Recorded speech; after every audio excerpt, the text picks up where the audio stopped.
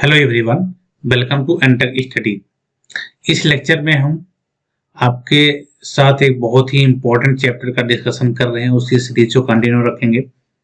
जैसा कि प्रीवियस एक लेक्चर हम अपलोड कर चुके हैं ज्योमेट्री का, और हम ट्रिग्नोमेट्री के सारे लेक्चर को कंप्लीट कर चुके हैं। ठीक है, तो इस लेक्चर में हम ज्योमेट्री के लेक्चर 2 के बारे में, यानी कि टोटल मैथ का लेक्चर देखें तो 5th लेक्चर है ये टोटल। ठीक है, आप बहुत ही अच्छे से इन सारे क्लासेस को करिए। कोई भी डाउट हो आप जरूर कमेंट करें। आपका सिलेबस 100% कंप्लीट कराया जाएगा, आप इसके लिए बेफिक्र रहें। ठीक है, और अभी हम केवल कंसेप्ट को डिस्कस कर रहे हैं। इसमें हम डिस्कस करेंगे ज्योमेट्री के ट्रायंगल के बारे में। ठीक है, इसके बाद हम सर्किल के बारे में डिस्कस करेंगे। देन हम सारे क्वेश्चन को सॉल्व करेंगे जो आपके एग्जाम में बन सकते हैं। ठीक है, तो आपको पेशेंस रखना है और अच्छे से स्टडी करनी है। आपसे क्वेश्चन बाहर बिल्कुल भी नहीं जाने वाला है। इस स्ट्रेटजी पे, इस थ्योरम के अंतर्गत कोई भी थ्योरम बाहर नहीं जाएगा, आपको हम सारा कवर कराएंगे। ठीक है, अगर आप एंटेक स्टडी चैनल पर नए हैं तो सब्सक्राइब करें। ठीक है, ICAR मैथ का हमने प्लेलिस्ट अपडेट कर दिया है, वहां पे आप विजिट करें। ठीक है, आप टेलीग्राम जरूर ज्वाइन हो जाएं, वहां से आपको सारे PDF मिलेंगे। ठीक है, और आप फेसबुक पेज भी ज्वाइन कर सकते हैं। ठीक है, तो हम आगे बढ़ते हैं, देखते हैं। देखिए, आपके पास यहाँ पे ज्योमेट्री का ट्राइंगल है। ट्राइंगल का अगर आप अर्थ देखें यहाँ के अर्थ से, तो क्या होगा, ट्राई, इसके बाद क्या होगा, एंगल, यानी कि ट्राइंगल, इसे हम ट्राइंगल बोलते हैं। ठीक है, ट्राई मतलब तिर और एंगल मतलब कोण, यानी कि आप त्रिभुज को 2 नाम से इनको पुकार सकते हो। ट्राइंगल तो आप इंग्लिश में कहोगे, उसके अलावा आप लिखोगे इन्हें त्रिभुज।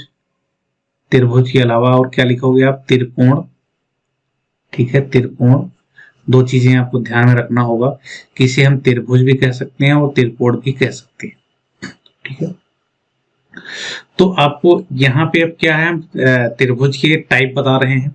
ठीक है, तो पहला हमारा त्रिकोण, यानी कि एंगल, यानी कि कोण के आधार पर अगर हमें देखें, अगर हम कोण के आधार पर देखना चाहें, कोण के आधार पर पहला टाइप अगर हम देखना चाहें इसका प्रकार का, तो पहला क्या है, कोण के आधार पर। ठीक है, कोण के आधार पर कितने टाइप का होता है, देखिए आपको पहला अगर हम ध्यान दें तो पहला आपका होगा न्यून कोण त्रिभुज। ठीक है, आप इन सबको डेफिनेशन को बहुत ध्यान से देखना है। सबसे पहला क्या होगा आपका, न्यून कोण त्रिभुज। ठीक है, न्यून कोण त्रिभुज। ठीक है, अब न्यून कोण त्रिभुज क्या होता है, जिसके जो एंगल हो, कोण हो, वो न्यून कोण, यानी कि न्यून कोण मैंने आपको पीछे बताया है। सपोज ये एंगल है आपके पास, कोई ट्राइंगल है, इसकी जो है एंगल न्यून कोण है, यानी कि 90 से कम है, तो उसे हम क्या कहते हैं, न्यून कोण त्रिभुज। ठीक है, सिंपली। और दूसरा क्या होता है, समकोण त्रिभुज। समकोण त्रिभुज। ठीक है, इंग्लिश में भी आपको अगर जानकारी चाहिए तो भी बता देता हूं मैं। न्यून कोण त्रिभुज को कहते हैं acute angle triangle. Acute angle triangle. ठीक है, ये आपका हो गया। सेकंड है समकोण त्रिभुज, यानी कि right angle triangle. Right angle triangle. ठीक है, ये 2 हो गया। अब राइट एंगल ट्रायंगल कैसा होता है आपको पता है, वो इस प्रकार से होता है आपका राइट एंगल ट्रायंगल। ठीक है, और थर्ड की बात अगर करें तो वो होगा अधिक कोण त्रिभुज।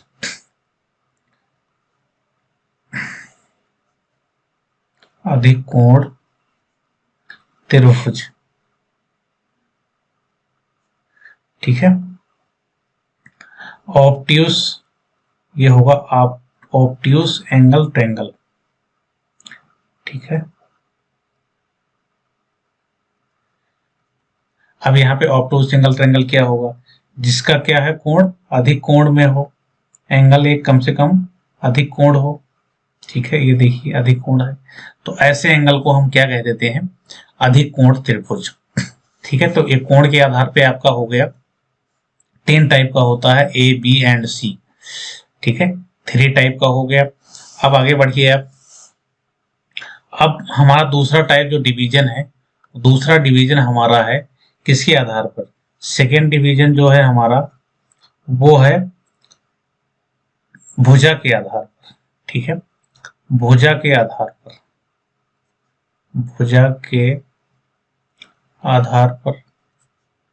ठीक है, तो इसे हम कह देंगे बेस्ड ऑन साइड। ठीक है, भुजा के आधार पे। ठीक है, तो इसे हम भुजा के आधार पर बोल देंगे। ठीक है, अब यहाँ पे अगर आप देखेंगे भुजा के आधार पर 3 प्रकार का होता है। पहला स्केलन, स्केलन जिसे हम कहते हैं, आपको इंग्लिश हिंदी दोनों याद रखनी है, एग्जाम में कैसा ही पूछा जाए तो आप समझ पाए क्वेश्चन को। विषम बाहु त्रिभुज। ठीक है, विषम बाहु त्रिभुज। अब देखिए विषम बाहु त्रिभुज को इंग्लिश में क्या कहते हैं, स्केलन ट्रायंगल। ठीक है, ये बोलते हैं। अब ये क्या होता है विषम बाहु, विषम बाहु यानी कि भुजा के आधार पे आप कंसीडर कर रहे हैं, यानी कि त्रिभुज जो हम कहते हैं वही इसका है। त्रिभुज यानी कि 3 भुजाओं से मिलकर बनने वाला। त्रिकोण, त्रिकोण भी हम कहते हैं इसको, 3 कोणों से मिलकर बनने वाला। ठीक है, तो त्रिभुज के आधार पर हम यहाँ पे देख रहे हैं और त्रिकोण के आधार पर प्रीवियस में हमने देख चुका। अब यहाँ पे आप देखेंगे विषम बाहु त्रिभुज यानी कि स्केलन, तो इसको आप ट्रायंगल यहाँ पे बनाएंगे एक। ठीक है, ये सपोज ABC आपका है एक, और ये तीनों वैल्यू जो है ये क्या है, अलग अलग है, यानी कि तीनों बराबर नहीं। यानी कि जब तीनों भुजाएं एक दूसरे के बराबर ना हो, A not equal to B and not equal to C, कोई भी भुजा एक दूसरे के बराबर ना हो, तो ऐसी स्थिति में हम इन्हें क्या कह देते हैं, विषम बाहु त्रिभुज। ठीक है, अब सेकेंडली हम ये देखते हैं क्या कहते हैं, समद्विबाहु त्रिभुज। समद्विबाहु त्रिभुज। ठीक है, समद्विबाहु त्रिभुज यानी कि आइसोलेस ट्रायंगल, आइसो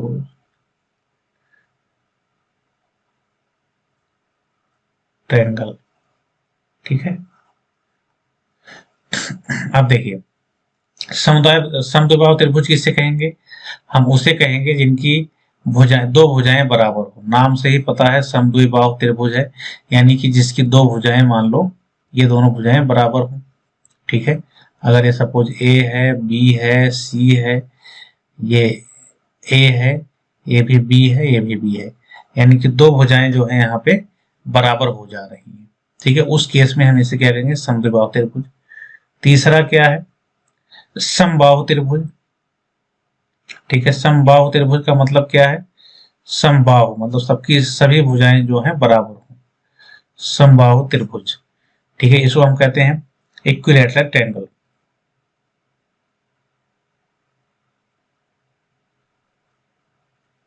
ठीक है, ठीक है, इस केस में क्या होगा, त्रिभुज आप जैसे बनाते हैं, इस केस में तीनों इसके बराबर होंगी भुजाएं। सपोज ए है, तो तीनों भुजाएं बराबर, तो समबाहु त्रिभुज। और इसके बाद समबाहु त्रिभुज है, और समद्विबाहु त्रिभुज क्या है, 2 भुजाएं बराबर हो। और विषमबाहु त्रिभुज क्या है, जिसकी कोई भुजा बराबर ना हो। तो तीनों हम पढ़ लिए, भुजा के आधार पर हमारा मिल गया हमें, भुजा के आधार पर क्या होता है वो भी हमने फाइंड आउट कर लिया, और जो हमारा कोण के आधार पर है हमने उसको भी देख लिया। ठीक है, अब हम आगे बढ़ते हैं, कंडीशन एक देखते हैं। एक कंडीशन बनता है इसमें ट्रायंगल का। ठीक है, वो कंडीशन आप देख लो। इसमें एक कंडीशन बनता है कि ट्रायंगल बनने की क्या कंडीशन है, क्वेश्चन कभी कभी पूछा जाता है आपके एग्जाम में कि ट्रायंगल बनने की कंडीशन, अगर आप समझ पा जाएंगे बनने की कंडीशन, अगर आपको ये पता रहेगा तो आप ये जान पाएंगे, कोई भी क्वेश्चन पूछा जाएगा उसमें ऑप्शन में दिया जाएगा आपको, तो आप ये बता पाएंगे कि इससे आपका ट्रायंगल बन सकता है या नहीं बन सकता है। तो एक छोटा सा कंसेप्ट है। जैसे अगर कोई त्रिभुज है, उसकी भुजा जो है मान लेते हैं ABC है, 3 भुजा है, small a, small b, small c, ठीक है। तो a plus b is greater than अगर c है, यानी कि दो भुजा का योग जो है वो हमेशा तीसरी से बड़ी होगी, उसी कंडीशन में आपका ट्रायंगल बन सकता है, अदरवाइज आपका ट्रायंगल नहीं बनेगा। बहुत ही इंपॉर्टेंट कंसेप्ट है, बेसिक कंसेप्ट है। इन सब पे ही छोटे छोटे कंसेप्ट पे सवाल बनेंगे। आप अगर ध्यान से पढ़ाई करेंगे तो आपका कोई भी क्वेश्चन किसी भी कंसेप्ट से बाहर नहीं जाएगा। तो आपको केवल अच्छे से स्टडी करना है। हम जो क्वेश्चन कराएंगे उससे करने के बावजूद आपको अपने खुद के मैथ से प्रैक्टिस करना है। कोई क्वेश्चन आपसे फंसता है तो आप टेलीग्राम चैनल पे अवश्य डालें। आप लोगों को पूरा एक्सेस दिया गया है, आप फोटो वहां शेयर कर सकते हो, PDF शेयर कर सकते हो, सब कुछ शेयर कर सकते हो, ठीक है। तो कोई रिस्ट्रिक्शन नहीं है कि हम भी मैसेज डाल सकते हैं, उसमें आप भी डाल सकते हो। कोई डिस्कशन है, कोई क्वेरी है तो अवश्य डालें वहां पे, ठीक है। अब हम देखते हैं क्या भुजाओं के आधार पर ट्रायंगल को मतलब पहचानना। पहला कंडीशन, पहला ये था आपका थ्योरम। दूसरा थ्योरम ये कहता है कि आप अगर ट्रायंगल दिया गया है, आपको भुजा दिया गया है, तो कैसे पहचान पाओगे, ठीक है। तो वो है कि भुजाओं के आधार पर ट्रायंगल को पहचानना। ये हेडिंग लगा लो आप, भुजाओं के आधार पर ट्रायंगल को पहचानना। ट्रायंगल को हम ऐसे भी लिखते हैं, ठीक है, पहचानना। तो आपको अब पहचानना है तो आप कैसे पहचान पाएंगे, ठीक है। देखिए, अगर 3 कंडीशन बनते हैं, a square plus b square is greater than c square, ठीक है, पहला कंडीशन, ठीक है। और कॉमा एक कंडीशन और बनता है आपका, a square plus b square is equal to c square, 2 condition. तीसरा कंडीशन क्या है, a square plus b square is less than c square, ठीक है। 3 कंडीशन आपके पास बन गया। अब देखिए, इन 3 कंडीशन से आप कैसे ट्रायंगल को पहचान पा रहे हैं उसकी हम बात कर लेते हैं। अगर ऐसा कंडीशन बनता है, यहाँ पे आप एक चीज नोट डाउन और कर लेना कि C क्या है, C सबसे बड़ी भुजा है, ठीक है, ये नोट कर लेना, कंसीडर ये इसमें बाय डिफॉल्ट आपको याद रखना होगा, तभी आप थ्योरम फॉलो होगा। C इजकल टू बड़ी भुजा, तो सबसे बड़ी भुजा आपकी क्या है, C है। अब देखिए, इस कंडीशन में क्या होगा कि अगर 2 छोटी भुजाओं के वर्ग का योगफल बड़ा है बड़ी भुजा के वर्ग के, ठीक है, यानी कि 2 छोटी भुजाओं के वर्गों का योग बड़ी भुजा के वर्ग से अधिक है, तो उस कंडीशन में, अधिक के कंडीशन में क्या होगा, न्यून कोण, उल्टा होता, ध्यान रखना, न्यून कोण त्रिभुज, उस कंडीशन में न्यून कोण त्रिभुज होगा, ठीक है, यानी कि एक्यूट एंगल ट्रायंगल। अगर 2 छोटी भुजाओं के वर्गों का योग बड़ी भुजा के वर्ग के बराबर है, स्क्वायर के बराबर है, तो आपका होगा समकोण त्रिभुज। क्या होगा, समकोण त्रिभुज, ठीक है। अब तीसरी कंडीशन क्या है, अगर 2 भुजाओं के वर्गों का योगफल जो है वो तीसरी जो भुजा है यानी कि बड़ी भुजा है उससे छोटी है, तो छोटी के केस में क्या होगा, अधिक कोणीय त्रिभुज, अधिक कोणीय त्रिभुज, उस कंडीशन में आपका बनेगा अधिक कोणीय त्रिभुज, ठीक है। ये कंसेप्ट आपको समझ आया होगा, ध्यान से इसको देख लेना, कोई डाउट हो जरूर पूछना। ये बेसिक कंसेप्ट मैं आपसे डिस्कस कर रहा हूं। अगला देखिए, अब अगला कंडीशन आता है, कोई भी आपको न्यूमेरिकल दे दिया जाए तो ये आप क्वेश्चन दोनों ऊपर जो दिया गया था उस पर बेस्ड कर लोगे। अब हम स्टडी करते हैं इनको इन डिटेल में, थ्योरम्स की तरफ बढ़ते हैं। बेसिक हमारा कंप्लीट हो चुका है। तो अगर आप देखना चाहें, पहला क्या है हमारा जो त्रिभुज था उसमें हम पहला डिस्कस किए थे स्केलन, SCALA यानी स्केलन, यानी कि उसे हम क्या कहते हैं, विषम बाहु विषम बाहु त्रिभुज, उसे हम विषम बाहु त्रिभुज से डिनोट करते हैं। ठीक है, अब देखिए विषम बाहु त्रिभुज के कंडीशन में क्या होता है, तीनों भुजाएं जो हैं एक दूसरे के बराबर नहीं होती, यानी कि अलग अलग होती हैं। देखिए ऐसा सपोज एक ट्रायंगल है आपके पास, ठीक है, इसमें तीनों भुजाएं क्या है, इसमें तीनों भुजाएं अलग अलग टाइप की हैं,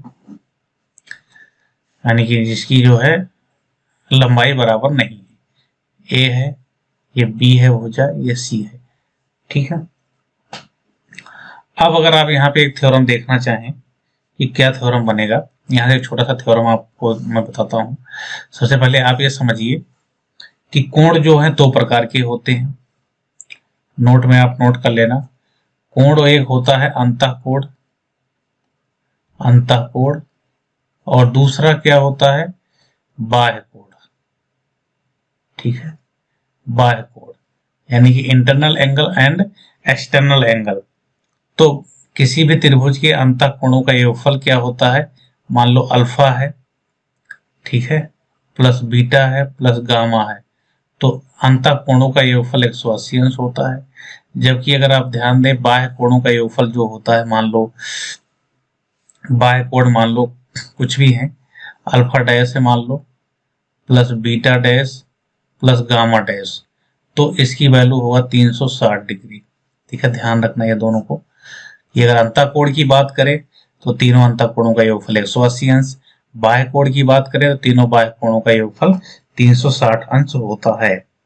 ठीक है, अब इसमें अगर हम कुछ एंगल को हम डिफाइन करें, मान लो ये अल्फा है, ठीक है, ये बीटा है और ये गामा है। ठीक है, अब आप यहाँ पे क्या करते हैं, सपोज इनके जो है भुजाओं को बढ़ाते हैं। ठीक है, कुछ एक्सटेंड करते हैं इसको, मान लो बाहर आपने इसे बढ़ा दिया और ये एंगल जो निकल के आया है वो आपका एक क्या होगा, एक्सटर्नल एंगल होगा, यानी कि बाह्य कोण होगा। ठीक है, मान लो ये वो है, तो यहाँ पे आपका कोण एसीओ पूछ लेता, कोण एसीओ क्या है, तो ये समझ लो आप जो एक्सटर्नल एंगल है एक प्रकार का, तो जो बाह्य कोण होता है वो सम्मुख अंतःकोण के बराबर होता है।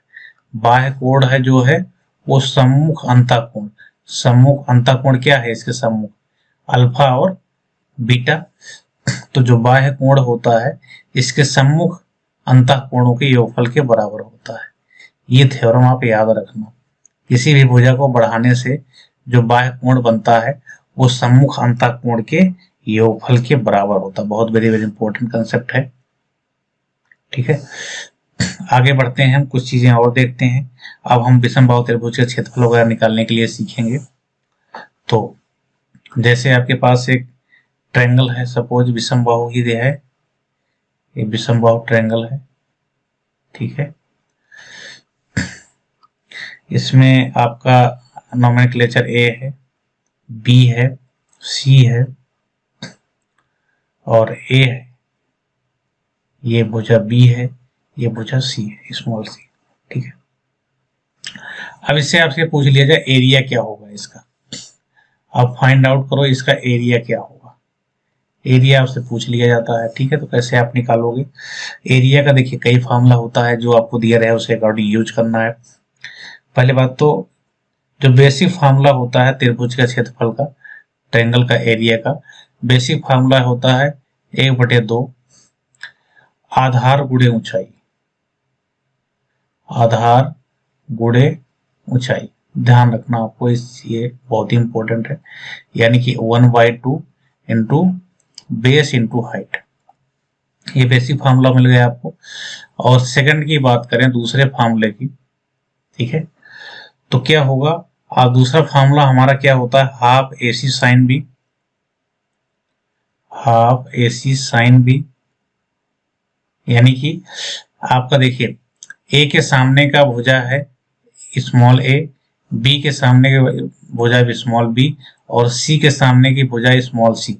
आप इसी पैटर्न में हमेशा लिखेंगे। ठीक है, आपको मान लो एक भुजा और दो भुजा और एक कोण दिया हो, यानी कि आपको ए और सी दिया हो, ए और सी दिया हो। ठीक है, ए और सी और उसके बीच का कोण दिया हो तो हाफ ए सी साइन बी लगाएंगे। अगर आपको हाफ ए बी दिया हो, दो भुजा यानी कि ए और बी, तब उसके बीच का कोण आपको दिया रहेगा साइन सी, तो ये फार्मूला भी लगा सकते हैं।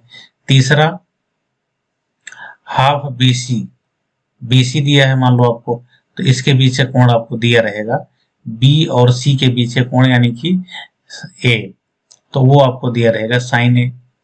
ठीक है, तो इससे भी निकाल सकते हैं। तो इन तीनों फार्मूलों को जैसे मान लें। थर्ड फार्मूला क्या होता है, जब तीनों भुजाएं दी गई हो तो उस कंडीशन में आप कैसे लगाएंगे। तीसरा फार्मूला है, तीनों भुजाएं मान लो आपको दी गई हैं तो आप लगाओगे हीरोज फार्मूला, हीरोन्स फार्मूला जिसे हम कहते हैं। ठीक है, वो आप यूज करोगे इसका क्षेत्रफल निकालने के लिए। तो क्या हो जाएगा, delta is equal to under root में S minus A S minus B S minus C. ठीक है, ये लगाएंगे आप।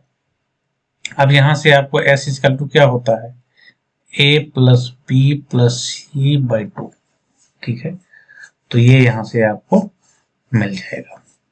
ज्या नियम एंड कोज्या नियम, एक है ज्या नियम, मैंने ट्रिग्नोमेट्री में आपको बताया है, उसका भी फार्मूला आप लिखना, वो भी यहाँ पे यूज होता है, कोज्या नियम। ठीक है, एंगल फाइंड आउट करने में या कोई चीज फाइंड आउट करनी है तो ये जो दो चीजें भी वहां पे अप्लाई होती हैं। तो आप इसको सिंपली कहाँ सर्च करेंगे, ट्रिग्नोमेट्री में जाकर देखेंगे, वहां से भी आपको ये फार्मूले सारे मिल जाएंगे। तो आगे बढ़ते हैं हम। आगे हम देख लेते हैं, हमारे पास अब आएगा सेकंड नंबर का समद्विबाहु त्रिभुज, जो कि दूसरा नंबर है जो हम डिस्कस कर रहे हैं फार्मूले में, उसे हम कहते हैं समद्विबाहु त्रिभुज। ठीक है, यानी कि जिसको हम कहते हैं आइसोसेलेस ट्रायंगल। इसके बारे में देखते हैं। कोई एक त्रिभुज आप बना लीजिए, फिगर वाइज समझने में आसानी रहता है। सपोज ये हमारा समद्विबाहु त्रिभुज है। ठीक है, समद्विबाहु त्रिभुज, इसमें मान लेते हैं ये भुजा है, ये पॉइंट बी है और ये सी है। अब इसमें देखिए नीचे वाला बी मान लेते हैं दोनों, बाकी ए मान लेते हैं, दोनों भुजा बराबर है। सपोज इसको ए मान लेते हैं, ये मान लो बी है, ये भी बी है, दो भुजा बराबर है। ठीक है, अब हम देखते हैं, देखिए समान भुजाओं के सामने का कोण समान होता है। ये सब छोटे छोटे थ्योरम है, इनको आप जरूर याद रखें। जो समान भुजाएं होती हैं उनके सामने के कोण समान होते हैं। जैसे अगर आप देखें तो यहाँ पे जो ए बी बी बराबर है, जिसके सामने का कोण ये है। ठीक है, बी के सामने कोण ये है, तो ये दोनों कोण बराबर होंगे, यानी कि अल्फा इसे मानते हैं तो ये भी अल्फा होगा। ठीक है, अगर हम यहां से एक परपेंडिकुलर ड्रा करते हैं, ठीक है, परपेंडिकुलर, क्योंकि दोनों भुजा बराबर है तो सामने वाले भुजा को दो बराबर भागों में डिवाइड करेगा और इस पे परपेंडिकुलर रहेगा। ये सारे कंसेप्ट ध्यान रखना आप समद्विबाहु त्रिभुज में जो हम कर रहे हैं। ठीक है, और यही इस त्रिभुज की यही हाइट कहलाएगी। ठीक है, अब आगे आप देखिए कैसे हम इसका एरिया निकालेंगे। पाइथागोरस प्रमेय अगर हम यूज करें h इक्वल टू, तो आपका हो जाएगा h जो B square equal to H square plus A by 2 का होल स्क्वायर, वहां से आपका हाइट निकल जाएगा। ठीक है, हाइट निकल गया तो आप सीधे सीधे फार्मूला लगा करके आप त्रिभुज का क्षेत्रफल निकाल सकते हैं। क्योंकि त्रिभुज का क्षेत्रफल क्या होता है, त्रिभुज का क्षेत्रफल, जो त्रिभुज का क्षेत्रफल होता है क्या होता है, 1/2 आधार गुणे ऊंचाई, ये होता है। अगर आप यहाँ कंडीशन में अगर हाइट फाइंड आउट कर लेते हैं, हाइट फाइंड आउट कर लेंगे तो आपका बेस पता ही है, तो आपका फार्मूला आ जाएगा 1/2, जो हाइट आप कैलकुलेट करना पाइथागोरस प्रमेय से आप निकाल पाएंगे, इनटू यहाँ पे h रख दो, और बेस जो है आपका वो आपके पास तो ही है। तो यहाँ से क्या हो जाएगा, आपका समद्विबाहु त्रिभुज का क्षेत्रफल निकल जाएगा। थर्ड नंबर की बात करते हैं, हमारे पास क्या है, समबाहु त्रिभुज। ठीक है, यहाँ सबसे फार्मूला जरूर बनेगा आपके एग्जाम में और बेसिक चीज बनेगा, तो वो आप चीजें ध्यान रखो, बहुत ज्यादा डिफिकल्ट क्वेश्चन नहीं आने वाले हैं। इक्विलैटरल ट्रायंगल, ठीक है। अब यहाँ पे देखिए कोई तीनों भुजाएं इसके बराबर है, ठीक है। तीनों भुजाएं बराबर होती हैं तो उसे हम क्या कहते हैं, समबाहु त्रिभुज। सपोज आपके पास एक एग्जांपल ए है, ठीक है, बी है, सी है। तीनों भुजाएं बराबर है, ए मान लेते हैं, तीनों ए है। अब यहां से आप अगर कोई ड्रा करते हैं तो ये क्या होगा, ये सामने में परपेंडिकुलर तो होगा, इनको बराबर भागों में काटेगा भी, ठीक है। और क्या होगा, यहां से जो एंगल होगा उसको भी बराबर भागों में ही डिवाइड करेगा। ये सारे हैं, ठीक है। और इसका सभी कोण क्या होगा, बराबर होगा। ये अल्फा है तो ए भी अल्फा होगा और ए भी अल्फा होगा, ठीक है। ये तीनों कोण आपस में बराबर होंगे, यानी कि सभी कोण जो है बराबर होंगे, यानी कि अल्फा का कोण क्या होगा, 60 अंश होगा, क्योंकि त्रिभुज के तीनों अल्फा अंतःकोणों का योगफल 180 अंश होता है। तो 3 अल्फा इजकल टू 180 अंश, तो अल्फा बराबर क्या आ जाएगा, 60 डिग्री। यानी कि कोई समबाहु त्रिभुज है, उसके कोण जो अंतःकोण होते हैं, प्रत्येक अंतःकोण 60 अंश का होते हैं, तीनों भुजाएं बराबर होती हैं, और किसी भी शीर्ष से समूह भुजा पर डाला, अगर कोई हम लंब डालते हैं तो वो दोनों बराबर भागों में डिवाइड करता है और एंगल को भी बराबर भागों में काटता है। तो ये सारे थ्योरम है। अगर हाइट की बात करें, अगर हमारा मान लो हाइट ये h है, h अगर हम फाइंड आउट करेंगे तो पाइथागोरस प्रमेय लगाएंगे, तो उसमें क्या होगा, A square plus A square is equal to a/2 का whole square plus h square. तो यहां से h आप फाइंड आउट करोगे, आप थ्योरम मैंने बेसिक चीजें बता देता हूं। अगर आप h फाइंड आउट करोगे तो आपका हाइट आएगा √3/2 इंटू ए, √3/2 इंटू ए। अगर आपको लगाना है तो पाइथागोरस प्रमेय लगाएंगे तो आपको यही मिलेगा। तो आप बेसिकली मीन्स जानते रहिए, अगर फार्मूला आप भूल भी गए तो कैसे आया है हाइट वो निकाल पाएंगे। यानी कि इस वाले ट्रायंगल में आप पाइथागोरस प्रमेय लगा दो, यानी कि h स्क्वायर माइनस a/2 का h स्क्वायर प्लस a/2 का whole square is equal to a square, यही होगा। तो यहां से आप जब फाइंड आउट करेंगे तो आपको ये वैल्यू मिल जाएगी, कैलकुलेशन करके आप देख लेना, ठीक है। अब हाइट आप याद कैसे रहेंगे, √3/2, यहाँ पे बाई 2 है तो 2 है यहाँ पे, और यहाँ पे a है, यानी कि 2 का सिंगल घात है तो a का सिंगल घात है यहाँ पे आपका। अब त्रिभुज का क्षेत्रफल निकालना है, मान लो त्रिभुज ABC का क्षेत्रफल आपको निकालना है, ठीक है। तो कैसे फाइंड आउट करेंगे, क्षेत्रफल निकालने के लिए क्या करेंगे, 1/2 आधार क्या है आपका a इंटू लंब या हाइट h की वैल्यू कितनी आई है, √3/2 इंटू a। तो यहां से आप देखेंगे क्या आ जाएगा, √3/4 इंटू a स्क्वायर। यही आपका क्या है, त्रिभुज ABC का क्षेत्रफल। त्रिभुज ABC का क्षेत्रफल जो है आपका क्या आ गया, √3/4 इंटू भुजा स्क्वायर। ध्यान से देखिए, यहाँ 2 का स्क्वायर है तो एक स्क्वायर है, यहाँ 2 है तो ये है, ऐसे कोलेट करके आप याद रख सकते हो। तो ये बहुत ही इंपॉर्टेंट कंसेप्ट मैंने समबाहु त्रिभुज के बारे में डिस्कस किया। अब आगे बढ़ते हैं, हम समरूपता के बारे में देखते हैं कुछ, ठीक है। यहाँ को आपको ध्यान से देखना, कोई भी कठिन से कठिन सवाल अगर आ रहा है तो वो सिमिलरिटी या फिर जो भी थ्योरम निकल के आते हैं, मैक्सिमम थ्योरम इस पे निकल के आते हैं। और अगर आप इन्हें डायरेक्ट प्रूव करना चाहते हैं तो आपको थ्योरम नहीं भी पता है तब भी आप कर पाते हैं क्वेश्चन को। तो ध्यान से इसको देखिए आप, सर्वांगसम और समरूपता में क्या अंतर है, इसको देखिए। इसके बाद में कुछ और अच्छे से थ्योरम से आपसे डिस्कस करता हूं जो आपके एग्जाम में पूछे जाने की संभावना है, ठीक है। समरूपता, इनमें डिफरेंस समझिए आप।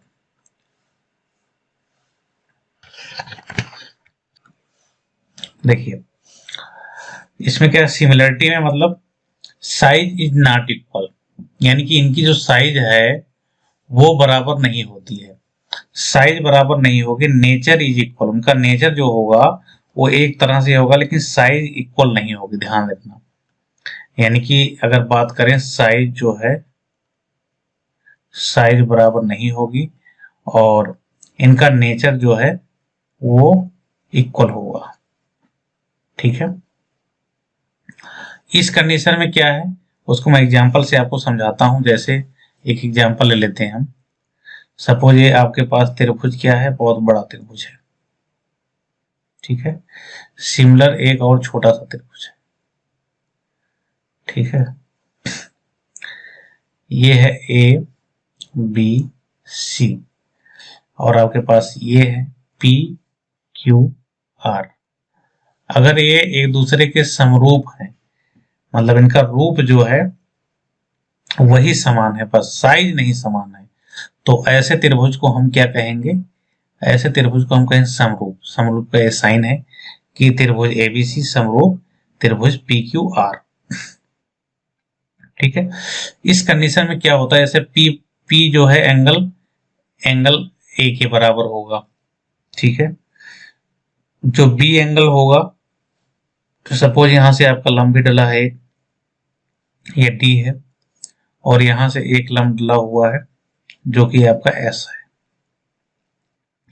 और जो आपका कोण क्यू है ये कोण बी के बराबर है। ठीक है, तो आपको पता है कि जो आपका क्या होगा, सी एंगल होगा वो आपके आर एंगल के बराबर हो जाएगा। ठीक है, तो इसे हम समरूप कह देंगे, मतलब इनका रूप एक जैसा है, बीच का जो एंगल है एक जैसा है। एंगल एंगल एंगल अगर सेटिस्फाइड हो जाता है तो वो हमारा समरूप त्रिभुज ही कहलाएगा। यानी कि जो कोण ए है वो बराबर कोण पी के, कोण जो बी है वो कोण के बराबर है किसके, क्यू के, और कोण जो सी है वो बराबर है कोण आर के। ठीक है, ये कंडीशन है आपका कंप्लीटली जो सेटिस्फाइड कर रही। ठीक है, ये है सी जो है वो आर के बराबर है। ठीक है, तो यहाँ पे आपका क्या हुआ, प्रूव हम कैसे किए, एंगल एंगल एंगल, यानी कि जब ऐसा कंडीशन बने दोनों त्रिभुजों के तीनों कोण एक दूसरे के बराबर हों लेकिन उनकी भुजाएं में कोई संबंध ना हो, भुजाएं बराबर ना हो, ऐसे कंडीशन में हम इनको क्या कहेंगे, समरूप त्रिभुज है। और उस कंडीशन में दो तीन थ्योरम काम करते हैं, उनको आपको देखना है ध्यान से। जिसमें से पहला थ्योरम अगर आप देखना चाहें तो पहला क्या होगा, उनके जो भुजाओं का रेशियो होगा वो बराबर होगा। भुजा बराबर नहीं होगी लेकिन उनका रेशियो बराबर होगा। यानी अगर हम बात करें A B upon P Q, ठीक है, सेम जो इनका भुजा होगा उसका रेशियो। अब यहां से अगर आप देखें ए सी तो वो बटे होगा किसके, पी आर के। ठीक है, is equal to B C upon Q R, B C upon Q R. ठीक है, B C upon Q R हो गया। तो सिमिलर हम आगे बढ़ेंगे तो हमारे पास क्या आ जाएगा, एडी अपान पी एस, एडी अपान पी एस। ठीक है, तो ये कंडीशन आपको मिलेगा। इसमें क्या करेगा, त्रिभुज दो भुजा दे देगा, इसमें एक भुजा को दे देगा और एक भुजा पूछ लेगा, तो उसी हिसाब से आपको लेकर के कैलकुलेट कर लेना है। तीन भुजा दे रखेगी तो एक भुजा फाइंड आउट करना होगा, तो आप आसानी से कर पाते हैं। सपोज आपको दे दिया गया, आपको ए बी का मान दे दिया गया, पी क्यू का मान दे दिया, ए सी का मान दे दिया और पी आर पूछ लिया, तो आप A B P Q A C रख करके पी आर का मान निकालना है, तो आप यहां से लेकर के यहां तक फॉर्मूला आप यूज कर पाएंगे। ठीक है, पहला ये हो गया। दूसरा क्या होता है, दूसरा थ्योरम यहाँ पे और निकलता है। दूसरा थ्योरम ये है कि अगर त्रिभुज एबीसी का क्षेत्रफल है, जो अगर हम पूछे कहें त्रिभुज ए बी सी का क्षेत्रफल बटे त्रिभुज पी क्यू आर का क्षेत्रफल, ठीक है, ये होगा आपका, जो कोई भी भुजा ले लो आप, ठीक है, एबीसी की भुजा, एबीसी की भुजा बटे पी क्यू आर की भुजा, ठीक है, इसके स्क्वायर के बराबर। ध्यान रखना आप, बहुत ही इंपॉर्टेंट ये थ्योरम है। ठीक है। सेम अगर हम तीसरे की बात करें, तीसरा थ्योरम क्या निकल के आएगा इसमें, जो मीडियन का स्क्वायर होता है वो इनके एरिया के बराबर होता है। यहीं अगर आप बढ़ाना चाहें इसको तो इक्वल टू में क्या होगा, इसके अलावा यहाँ पे इक्वल टू में क्या होगा, जो इसका मीडियन होगा यानी कि माध्यिका, तो पहले वाले माध्यिका का स्क्वायर, इन दोनों का मतलब पहले वाले ट्रायंगल का माध्यिका का स्क्वायर बटे दूसरी माध्यिका जो है इसका बाई 2 का होल स्क्वायर, ये भी हो जाएगा। ठीक है, जैसे माध्यिका यहाँ पे ये है पहला, दूसरा ये है। ठीक है, तो इस तरह से ये भी एक रिलेशन आपको देखने को मिलेगा। सिमिलर हम अगर आगे बढ़े तो हम देखते हैं हमारे पास एक है कन्ग्रुएंसी यानी कि सर्वांग सम। सर्वांग सम क्या होता है कि सर्वांग सम, यहां से आपको पता चल रहा होगा सभी अंग समान। सर्वांग सम यानी कि सभी अंग समान, size and nature is equal, size and nature is equal. ठीक है, size and nature is equal. ठीक है, कि साइज और नेचर दोनों का क्या हो जाएगा, इक्वल हो जाएगा बिल्कुल। तो इसको तीन तरीके से हम यूज कर सकते हैं, पूछ बता सकते हैं, इसको प्रूफ कर सकते हैं तीन तरीके से कि कन्ग्रुएंसी है या सर्वांग सम है। तो उस कंडीशन, पहला कंडीशन आपका बनता है, ये सब पूछा जा सकता है आपसे कि साइड साइड साइड यानी कि भुजा भुजा भुजा। पहला कंडीशन है भुजा भुजा भुजा, तीनों भुजा भुजा बराबर है तो सर्वांग सम कह सकते हो।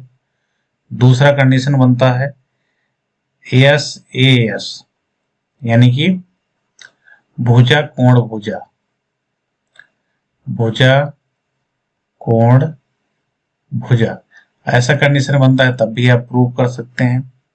ठीक है, अगला क्या है ए एस ए यानी कि एंगल साइड एंगल, यानी कि एंगल मतलब कोण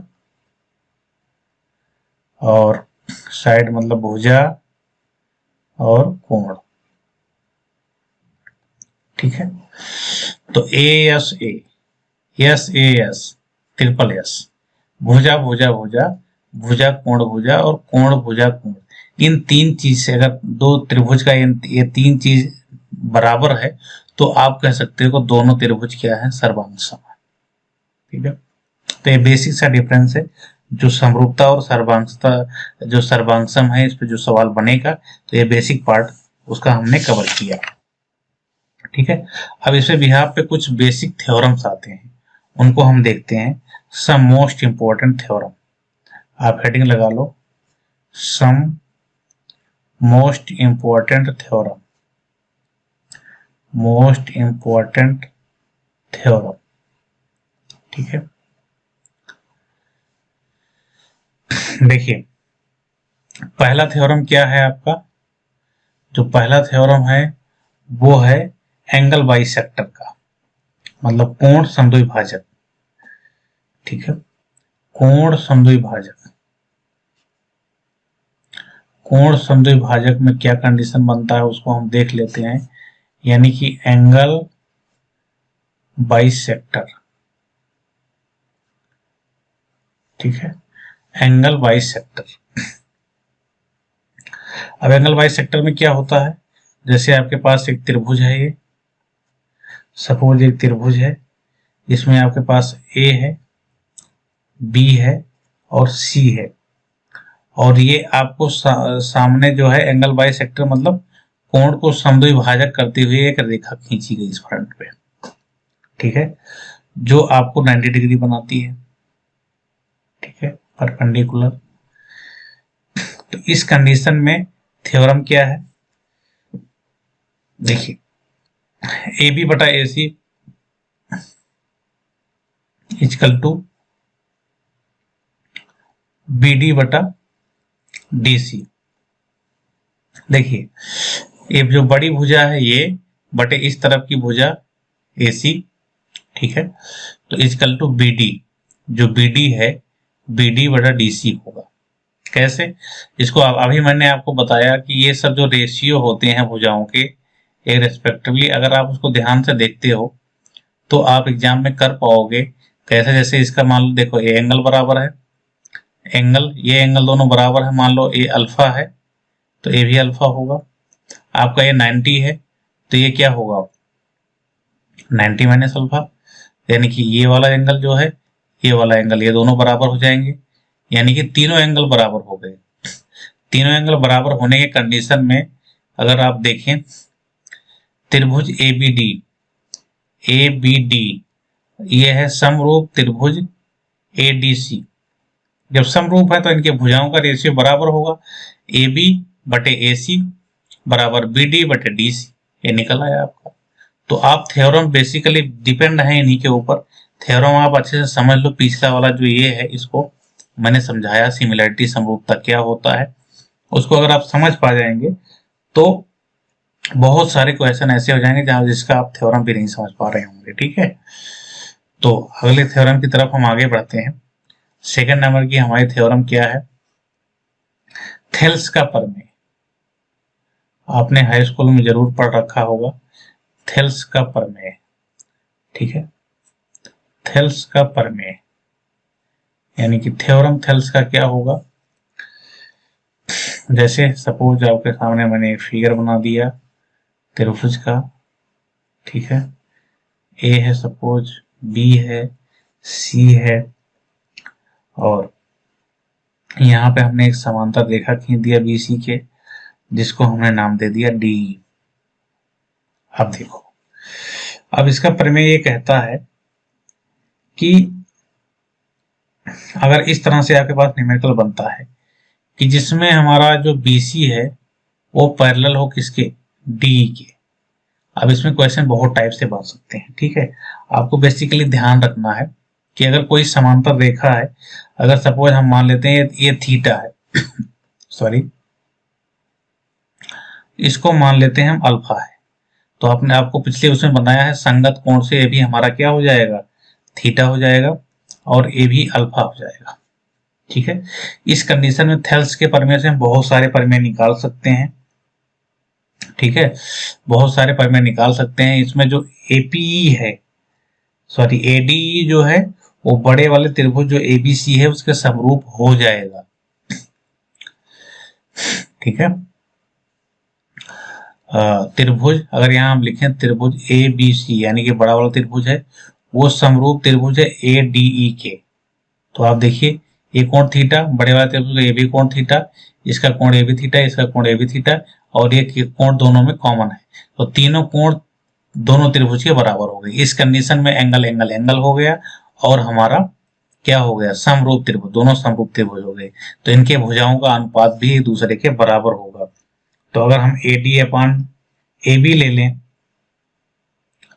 AD अपान AB, ठीक है, यानी कि छोटे वाले का बड़े वाले से, छोटे त्रिभुज का, तो ये बराबर हो जाएगा हमारा AE अपान AC के, AE अपान AC के, AE अपान AC के। ठीक है, तो इसके बाद DE अपान BC, जो DE है ये तीसरी भुजा जो है वो तीसरी वाली भुजा के बराबर हो जाएगी। ये हमारा थ्योरम बना है। बहुत सारे सवाल पूछे जाते हैं एग्जाम में, ध्यान रखना इन्हीं 2-3 थ्योरम पे आपके एग्जाम में जरूर क्वेश्चन पूछा जाएगा। ठीक है, तो इसको आप ध्यान में रखेंगे तो क्वेश्चन को कर लेंगे आसानी से। तीसरा थ्योरम हम देखते हैं। तीसरा थ्योरम हमारे पास है mid point theorem. Mid point theorem, mid point theorem. ठीक है, मिड पॉइंट थ्योरम में हमारा क्या है, जैसे एक हमारे पास त्रिभुज बनाते हैं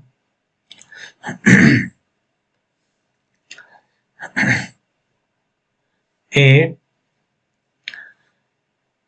B C, ABC, और इसके समांतर हमारी ये भुजा है जो D है। ठीक है, D एक समांतर भुजा खींच दी गई है। अब यहाँ पे आप देखो इसमें थेल्स का प्रमेय क्या है कि किसी त्रिभुज के दो भुजाओं के मध्य बिंदुओं को मिलाने वाली रेखा तीसरी भुजा की आधी होती है। ये जो डी बिंदु है ये आधा है ए बी का, ई जो है वो आधा है वाई का। अगर सपोज ये एक्स है तो ये भी एक्स होगा, ये वाई है तो ये भी वाई होगा, ठीक है, ऐसा कंडीशन है। तो उसमें ये कह रहा कि जो हमारा डी है वो बीसी का आधा होगा। तो आप सिंपली से कोई फॉर्मूला आप यूज कर सकते हैं या डायरेक्ट आप फॉर्मूला याद रखो, आप समरूपता से विषय निकालना। डी जो होता है वो हमारा बीसी का आधा होता है, ठीक है। ध्यान रखना थ्योरम को बहुत ही डायरेक्ट क्वेश्चन पूछा जाता है कि अगर डी जो है ए बी की मध्य बिंदु है और ई जो है ए सी का मध्य बिंदु है तो डी इजकल टू क्या होगा BC by two. D is equal to क्या होगा बीसी बाई टू। तो इसे हम कहते हैं मिड पॉइंट थ्योरम, यह मध्य बिंदु का प्रमेय है, ठीक है। तीसरा प्रमेय हो गया और फोर्थ प्रमेय की तरफ हम आगे बढ़ते हैं। फोर्थ, जिसे हम कहते हैं अपोलिनियस थ्योरम, हिंदी में भी आप लिख लेना अपोलोनियस थ्योरम, अपोलिनियस थ्योरम, ठीक है। अपोलिनियस थ्योरम की कंडीशन में क्या है कि अगर आप कोई त्रिभुज बनाते हो, सपोज ऐसे इस तरह से कोई त्रिभुज आपने बना लिया। अब इसमें हमारे पास क्या है, एक पॉइंट बी और ए बी और सी है, ठीक है। अब इस पे एक माध्यिका खींची जाती है। तो माध्यिका क्या होती है, सामने वाले भुजा को दो बराबर भागों में बांटती है। ये सब मैंने आपको पहले लेक्चर में कंप्लीट करा दिया है, ठीक है, बेसिक चीजें आपको बता दी है। दो बराबर भागों में बांटता है तो हम इसे क्या कह देते हैं, ये हमारी माध्यिका है, ठीक है, माध्यिका है। तो माध्यिका मैंने आपको बताया है क्या होता है, तो वो समझ लेना आप। अब इस कंडीशन में क्या होता है, अपोलिनियस थ्योरम में क्या कहते हैं कि जो ए बी का स्क्वायर है, ए बी का स्क्वायर है और ए सी का स्क्वायर है प्लस ए सी का स्क्वायर, वो बराबर होता है ए बी का स्क्वायर यानी कि ये और ए सी का स्क्वायर ये वाली भुजा। इन दोनों का योगफल जो होता है वो ट्वाइस होता है जो हमारे पास ये डी है, ये डी है, यानी कि जो माध्यिका है वो उसका स्क्वायर और प्लस जो हमारा जिस पे माध्यिका पड़ रही है, यानी कि इनका जो एक भुजा है बीडी, बीडी और डीसी बराबर ही, बीडी या सीडी कोई भी रखे तो हम यहाँ बीडी ले लेते हैं, बीडी का स्क्वायर ये होता है। ये थ्योरम इंपॉर्टेंट थ्योरम है, इसको आप डायरेक्ट याद रखना। हम सारे थ्योरम का डेरिवेशन भी करा सकते हैं लेकिन डेरिवेशन आपके लिए इंपॉर्टेंट नहीं है, आपके पास टाइम बहुत लेस है, यानी कि बहुत कम टाइम है, तो आपको थोड़ा थोड़ा समझते हुए चलना है और क्वेश्चन को बहुत सारा क्वेश्चन प्रैक्टिस करिए इस पे, सारे थ्योरम को आपको सारे थ्योरम याद हो जाएंगे, ठीक है। तो ये स्ट्रेटजी आप रख सकते हैं, क्वेश्चन को ऐसे याद रखना है। और हम फिफ्थ थ्योरम की तरफ आगे बढ़ते हैं। समकोण त्रिभुज में अगर कोई थ्योरम देखा जाए, कौन कौन से थ्योरम होते हैं समकोण त्रिभुज में, समकोण त्रिभुज में, समकोण त्रिभुज में प्रमेय, ठीक है, समकोण त्रिभुज में प्रमेय।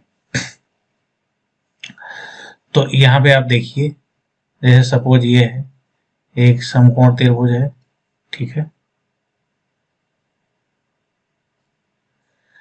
समकोण त्रिभुज है आपका जिसमें ए है, पॉइंट बी है, सी है, ठीक है।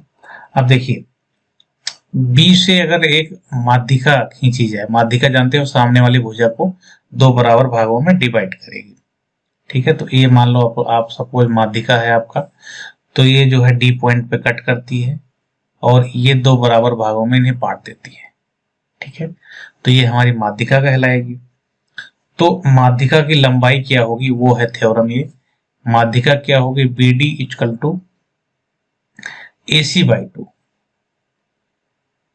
B D equal to A C by to.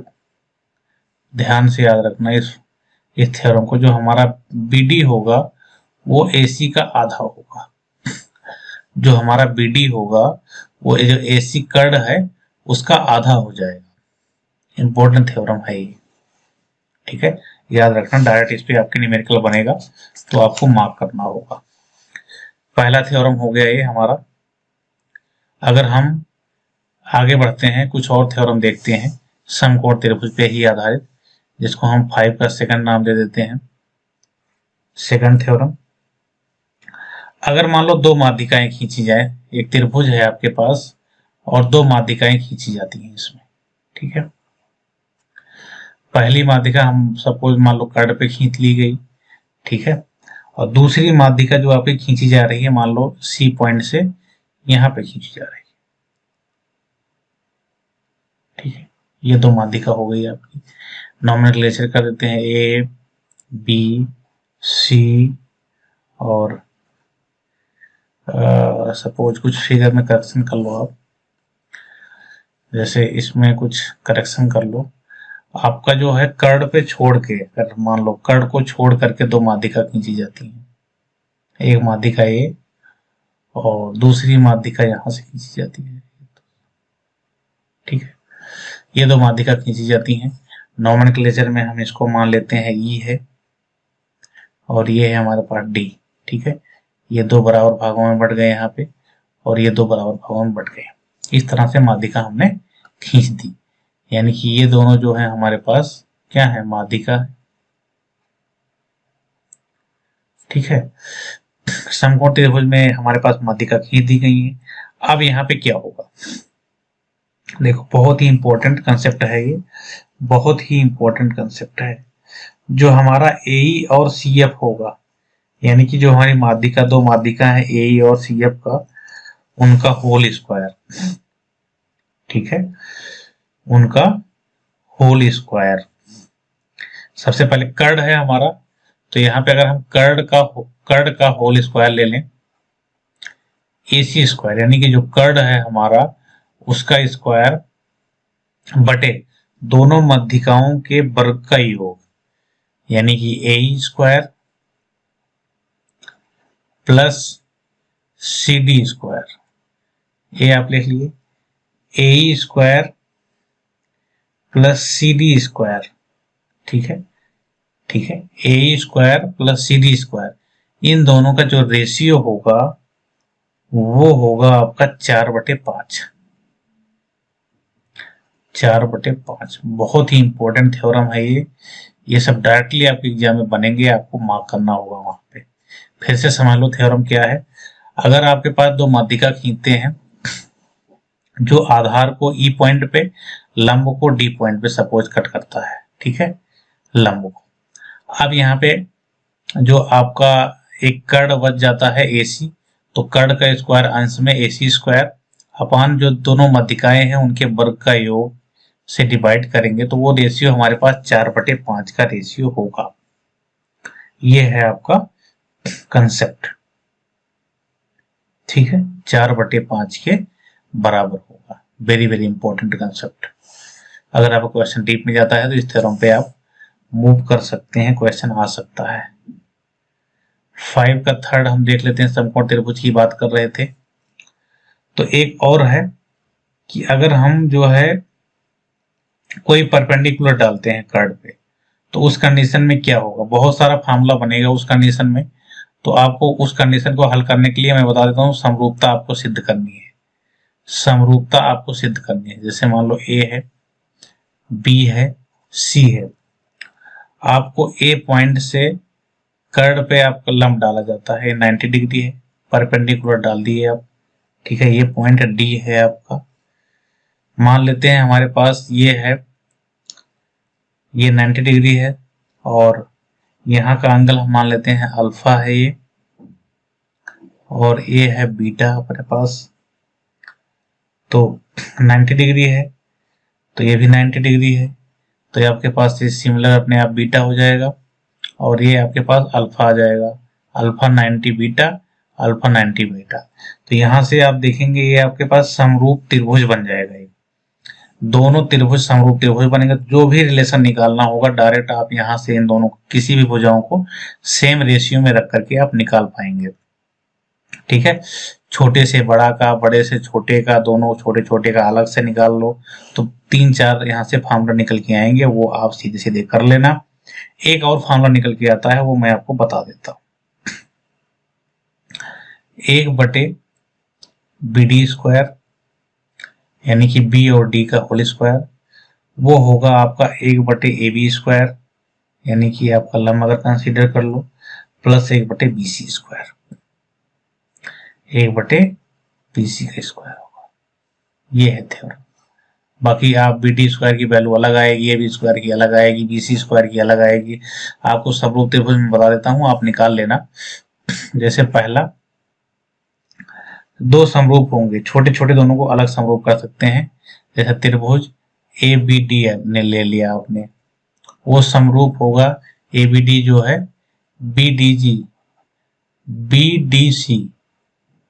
BDC के, इसके समरूप होगा। ठीक है, यहां से आपको एक रिलेशन मिलेगा।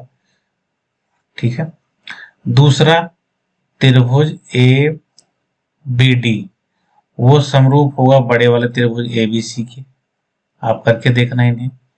तीसरा पॉइंट जो होगा आपका, वो छोटे से बड़ा है त्रिभुज की BDC, वो समरूप होगा त्रिभुज ABC के।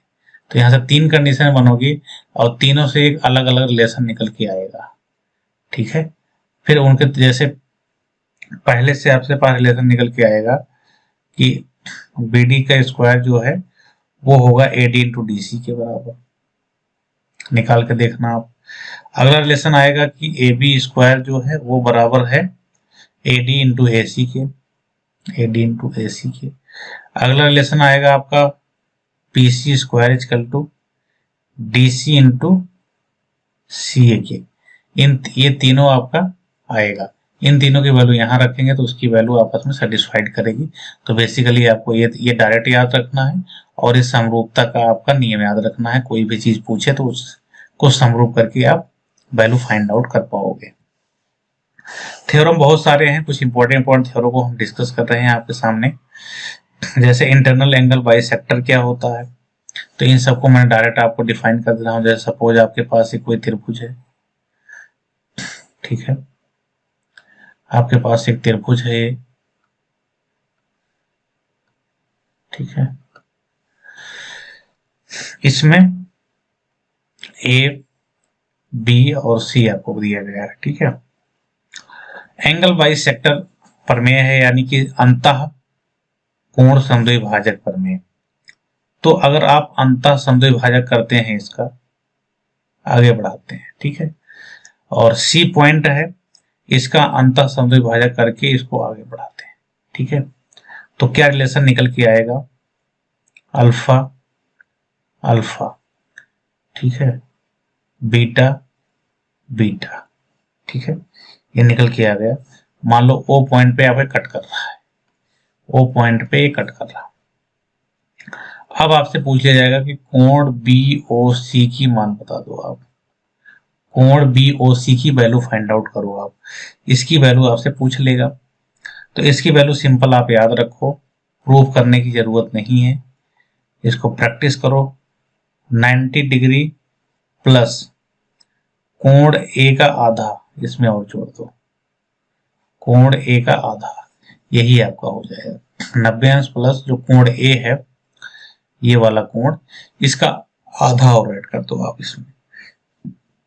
ठीक है, प्रूफ करना होगा तो हम कर भी सकते हैं, आपको दिखा सकते हैं प्रूफ करके, बशर्ते याद रखेंगे तो ज्यादा सही है आपके लिए। अगला देखते हैं, अगला प्रमेय। अगले प्रमेय में आप देखेंगे, जैसे हमने अंतः कोण समद्विभाजक प्रमेय की बात किया, वैसे बाह्य कोण समद्विभाजक वाला थ्योरम एक होता है, जिसमें आप अगर देखें, हम फिगर बना रहे हैं आपको, ये कोई त्रिभुज है, सपोज ये कोई त्रिभुज है। ठीक है, इस भुजा को अगर आप आगे बढ़ाओ, ठीक है, और दूसरी वाली भुजा को आप आगे बढ़ाते हैं, ठीक है, तो आपके पास एक रिलेशन निकल के आएगा कि आपका ये जो बाह्य कोण है, B पॉइंट है, ये A पॉइंट है और सी पॉइंट है। ठीक है, ठीक है। तो बाह्य एंगल क्या होगा इसका, आप सामने एक भुजा बढ़ाएंगे तो जो एंगल बनेगा, ये वाला एंगल, इसी को हम कहते हैं एक्सटर्नल एंगल। ठीक है, बहुत लोग को नहीं पता है, आप समझ लेना। किसी भी त्रिभुज में बाह्य कोण क्या होगा, उसकी एक भुजा को आगे बढ़ा दो आप, उसे जो इमीडिएट भुजा है उससे जो एंगल बनेगा उसे हम कहते हैं क्या, बाह्य कोण। ठीक है, और मैंने बताया भी था आपको पीछे कि बाह्य कोण क्या होता है, सम्मुख अंतःकोणों के योगफल के बराबर होता है। अब ये कह रहा है कि एक्सटर्नल, जो ये प्रमेय है आपका, वो क्या है, एक्सटर्नल एंगल बाइसेक्टर।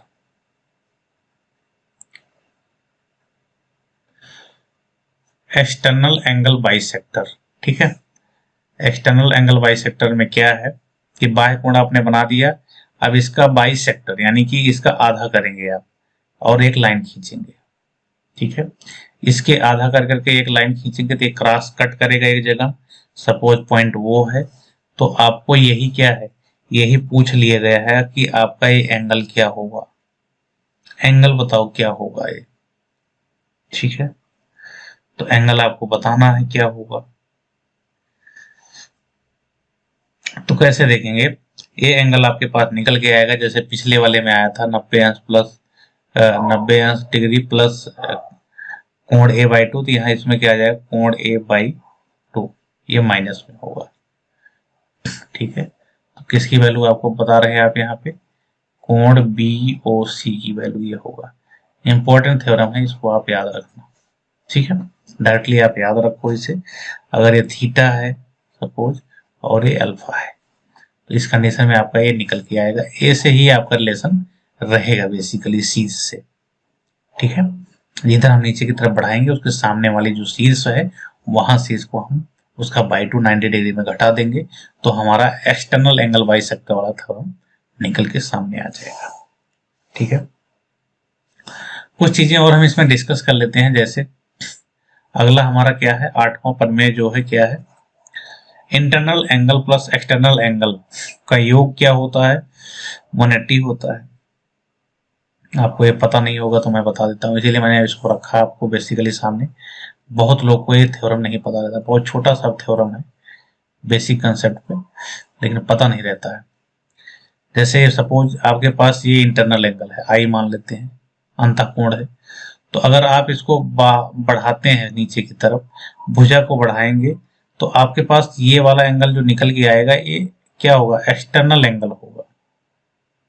ठीक है, ये आपके पास जो निकल के आएगा उसे हम कहेंगे बाह्य कोण, यानी कि internal angle plus external angle की वैल्यू 180 डिग्री होती है।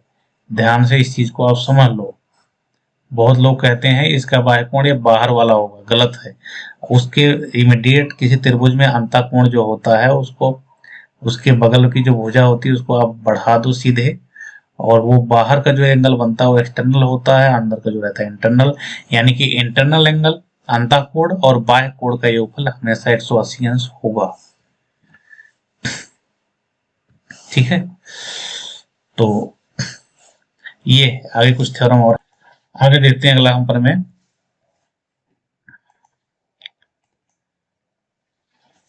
इसमें क्या है, 9th नंबर है, 9th नंबर को हम देखते हैं। ठीक है, 9th नंबर पर में क्या है, डिफरेंट टाइप का हमारे पास क्या होता है, सेंट्रॉइड होते हैं।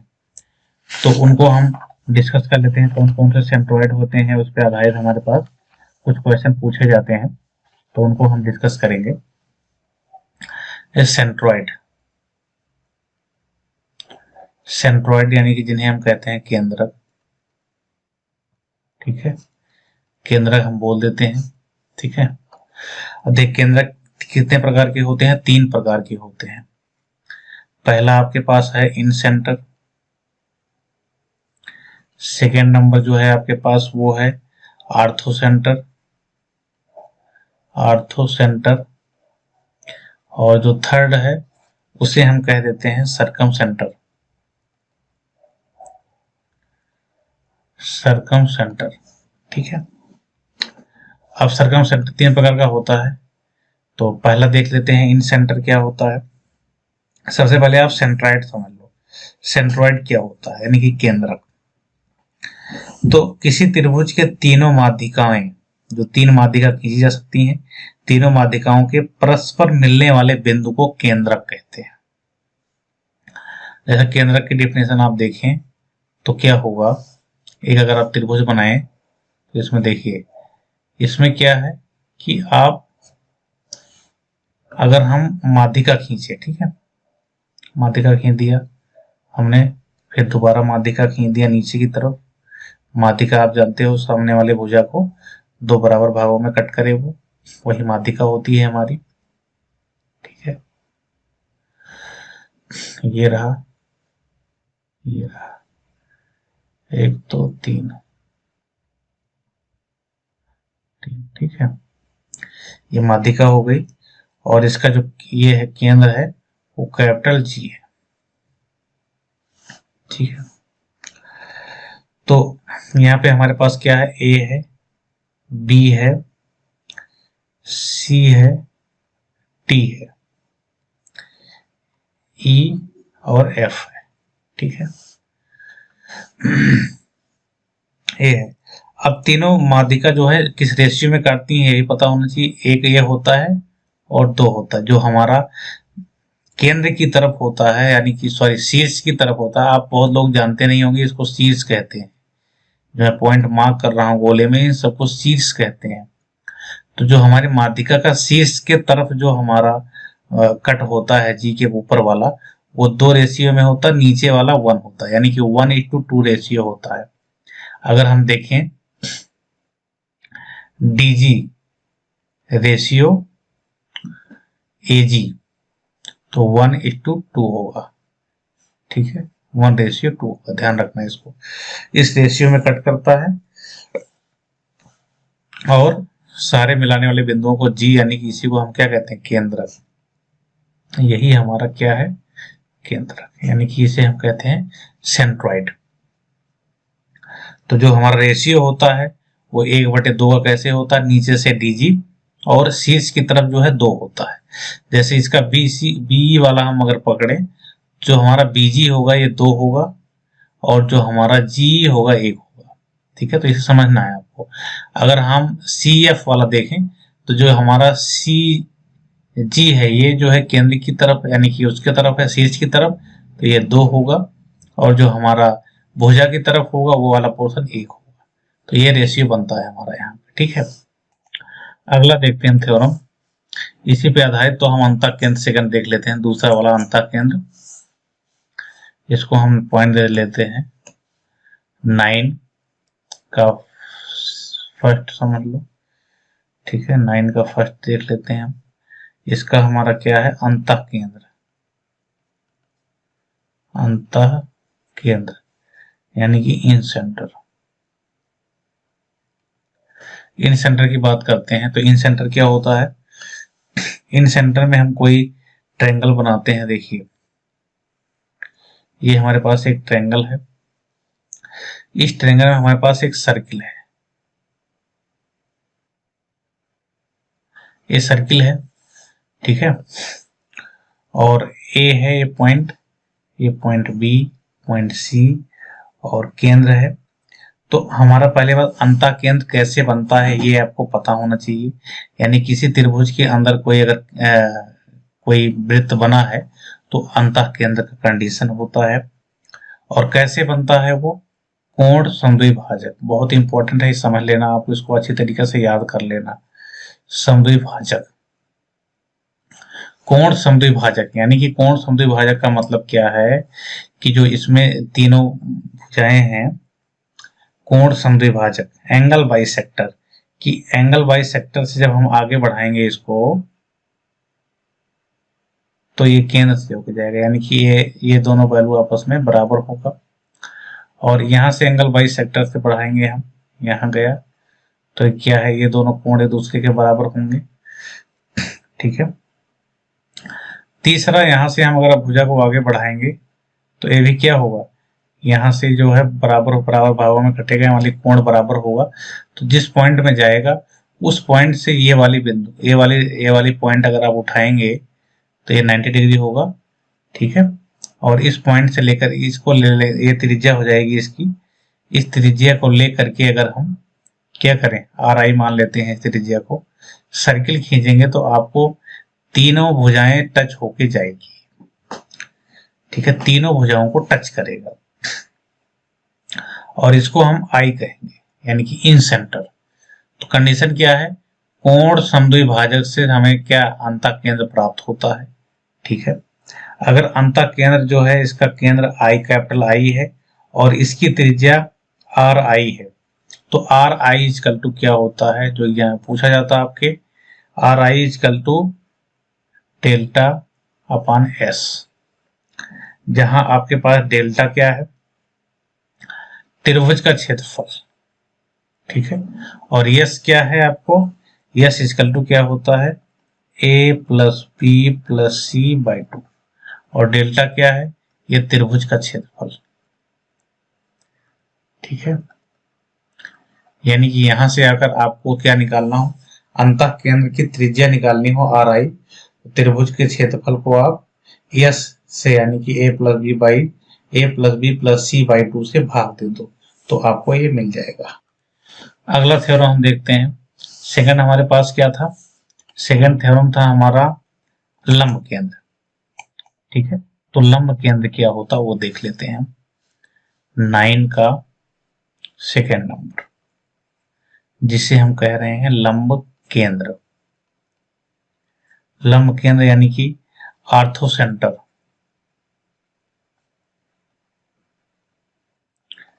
आर्थो सेंटर, ठीक है, आर्थो सेंटर के अंतर्गत क्या होता है, लंबों से बनता, नाम से आपको पता चल रहा होगा, लंब केंद्र आर्थो सेंटर यानी कि परपेंडिकुलर ड्रा करने से बनेगा।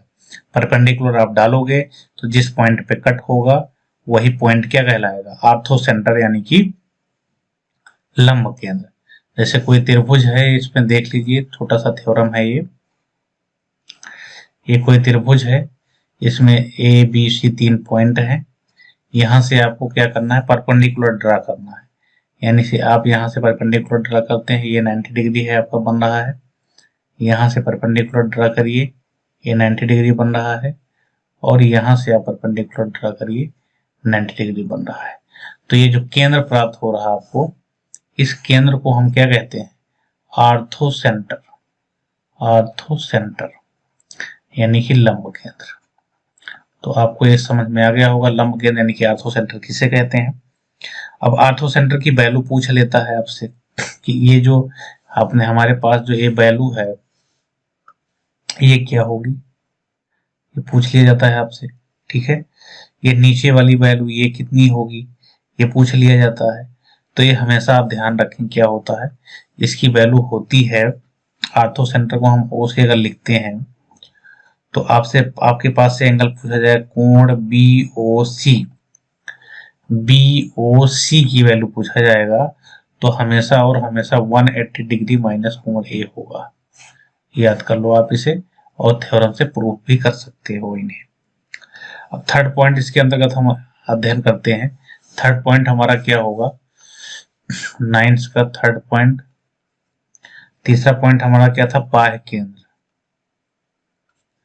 बाह्य केंद्र जिसे हम सरकम सेंटर कहते हैं, या इसी को हम परिकेंद्र भी कहते हैं, परिकेंद्र। ठीक है, तो ये कैसे बनता है, लंब समद्विभाजक, यानी कि सामने वाली भुजा को 2 भागों में बराबर बांटे भी और लंब भी रहे, तो इससे ये बनता है। ठीक है, तो अगर आप देखें कैसे बनेगा ये, तो परपेंडिकुलर बाइसेक्टर, या इसे हम कह सकते हैं लंब समद्विभाजक। लंब समद्विभाजक, लंब समद्विभाजक द्वारा बनता है ये। ठीक है, अब लंब समद्विभाजक में आप कोई फिगर देख लीजिए। सपोज आपके पास एक ट्रायंगल है, इस ट्रायंगल में क्या है, कैसे बनेगा, देखिए इसमें इससे आप परपेंडिकुलर ड्रा करोगे और इस सामने वाली भुजा को 2 बराबर भागों में बांटेगा भी। सिमिलर आप यहां से परपेंडिकुलर ड्रा करोगे, इस सामने वाली भुजा को 90 डिग्री बनाएगा और 2 भुजाओं में बांटेगा भी। ठीक है, बराबर भुजाओं में, ध्यान रखना। इस चीज से आप खींच रहे हो, ये दो बराबर भागों में बांटेगा इनको, और क्या करेगा, यहाँ परपेंडिकुलर आएगा। तो इसको हम क्या कहते हैं, लंब समद्विभाजक द्वारा बनाना। तो ये इस कंडीशन में आपके पास जो पॉइंट प्राप्त होता है उसे सपोज हम नाम दे देते हैं सी, सॉरी इसी यहाँ पे हम लिए हैं तो सी डैश ले लेते हैं। ठीक है, तो यहाँ से आप एक ये वाला रेडियस ले लें, अगर आप इसको रेडियस को हम मान लेते हैं कैपिटल आर है, तो इस रेडियस से आप जब ड्रा करेंगे, इस वाले रेडियस से जब आप सर्किल ड्रा करेंगे तो इसके चारों पॉइंट से होके जाएगा वो सर्किल, ऐसा सर्किल बनेगा, चारों पॉइंट से होके गुजरेगा। तो यहाँ से सीधे से पूछ लिया था आर इक्वल टू क्या होता है, तो A B C upon 4 delta, ध्यान रखना आप इसको, A B C upon 4 delta, यानी कि ये क्या है, भुजा है इनकी भुजा है ए बी सी, और डेल्टा क्या है, इनका क्षेत्रफल है। अब जो भी जिस प्रकार का भी त्रिभुज रहेगा आप कंसीडर कर लेना। यहाँ पे हमने विषमबाहु त्रिभुज को कंसीडर किया है। समद्विबाहु हो तो दो भुजा बराबर कर देना, इसमें समबाहु हो तो तीनों भुजा बराबर कर देना। तो यहाँ से आपको सीधे रेडियस निकाल सकते हो। और आर इक्वल टू क्या होता है, अगर मान लो समबाहु त्रिभुज है तो क्या हो जाएगा, ए अपॉन √3। ये डायरेक्ट याद रखो आप, और इस फॉर्मूले से भी निकाल सकते हो। एक कब है, जब समबाहु त्रिभुज हो, ये त्रिभुज जो हो अगर समबाहु त्रिभुज है उस कंडीशन में आर की वैल्यू a/√3 हो जाएगा। ठीक है, आगे बढ़ते हुए हम थ्योरम को आगे बढ़ते हुए 2-3 प्रमेय और है, आप इसको थोड़ा सा पेशेंस बनाए रखें। कुछ वीडियो कुछ ज्यादा ही लंबा हो गया है, लेकिन 4-5 थ्योरम और है आपके सामने, मैं जल्दी जल्दी कवर कर लेता हूं आपको। जैसे एक त्रिभुज है आपके पास ये, ठीक है, इस त्रिभुज में जो है अगर हम एक माध्यिका खींचे, ठीक है, तो क्या कंडीशन बनेगा उसको मैं दिखाने का प्रयास कर रहा हूं आपको। ये हमने एक माध्यिका ड्रा कर लिया इसमें, ठीक है। अब देखिए अब क्या होगा, इसमें पूछ लेता है आपसे कभी कभी कि जो त्रिभुज है, मान लो अगर आपसे पूछ लेगा त्रिभुज ADC ADB और त्रिभुज ADC, इनमें क्या है, तो ये दोनों आपस में बराबर, ठीक है। तो तीनों त्रिभुज का क्षेत्रफल होगा यानी कि 1 है, तो ए भी 1 होगा, ठीक है। अब बड़े वाले त्रिभुज से इनके छोटे की बात किया जाए तो ये आधे होंगे। अगर मान लिया जाए त्रिभुज ADB बराबर त्रिभुज ADC को पूछ लिया जाए तो ये त्रिभुज ABC बड़े वाई के आधे होंगे, ठीक है। यानी 1 और 1 2 मिलके 2 है ये, बाकी ये 1 है, बराबर भागों में डिवाइड किया गया इनको, ठीक है। तो एक कंडीशन बन जाता है आपका। इसी प्रकार से अगला थ्योरम आप देखें, इसमें क्या है, अगर मान लो कोई त्रिभुज है ये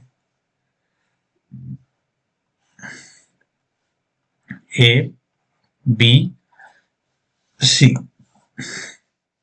अब इसमें क्या है, इसका सेंट्रॉइड है जी, सेंट्रॉइड मैंने आपको बता दिया, सेंट्रॉइड पॉइंट आपको मिल गया है, ये जी है, ये आपके पास एक पॉइंट है, आपके पास है सेंट्रॉइड, आपने खींचा आपको जी सेंट्रॉइड मिल गया, ठीक है।